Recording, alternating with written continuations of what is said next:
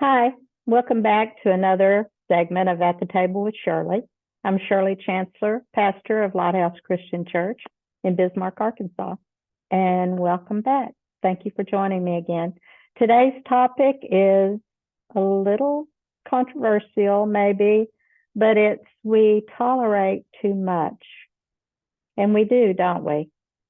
Sometimes as believers, we find ourselves either not saying anything or not reacting to something that goes totally against our faith base when we really should be speaking up or taking action, if nothing else, just leaving the area, walking away. But we have tolerated as the body of Christ. I'm going to clump us all as a whole right now. So take a minute to have patience with me. But in the last few years, we have certainly tolerated more than we should have, haven't we? We've seen, especially our nation, and of course nations all around the world, but just speaking to our nation, we've seen the erosion and the decay of our Christian faith-based nation just crumble before our very eyes. Someone shared with me recently where they were offering at a school, not in our state, thank God, but after school Satan program, come and learn to worship Satan for an elementary school. How disgusting. How you wonder, how can the people in that area tolerate such a thing, that to have their children subjected to something like that? Now, I suppose right now they probably have a choice to go or not, but there are also many things being shown our children and taught to our children during the school day without parents' knowledge. But it's out there now. People are finding out about it. How much real rising up against this do you see? I know there are a lot of ministries having prayer and having fasting and really going to battle. I've joined in on some of those for our nation. But we need to do that. We need to get this phrase stuck in our mind: do not comply.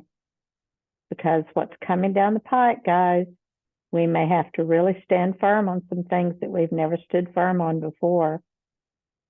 But bringing it back to a very personal level and a church level, individual church level, we need to think about how God feels about it.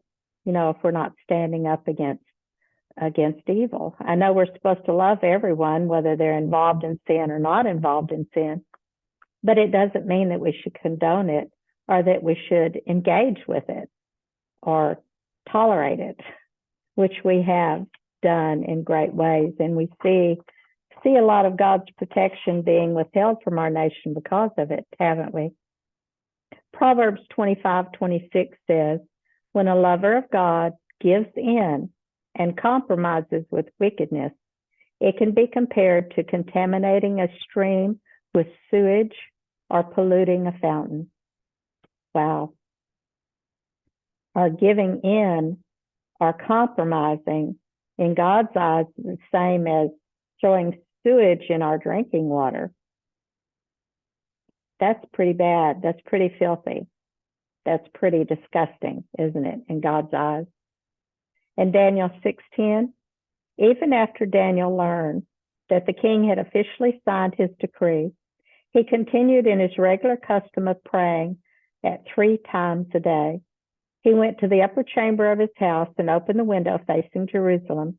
Then he got down on his knees to pray, and he offered his grateful praise to God as he had always done. I know many of you are familiar with the story of Daniel and the lion's den. The king had signed a decree saying that everyone should worship him or an image of him. And Daniel refused to do it. He went on worshiping his God, our God, the way he had always done. And eventually, as the story goes, he was thrown into the lion's den because of it. Of course, God shut the mouths of the lion, and he was not harmed, and he was taken out the next day and even given a higher position of authority. And those who had accused him and told on him to the king, they and their families were actually thrown into the lion's den and devoured. So God will protect us if we stand up for what's right. He will cover us. He will cover our families, our businesses, our homes, our churches, our territory, if we trust him. Proverbs 17:15. There is nothing God hates more than condemning the one who is innocent and acquitting the one who is guilty.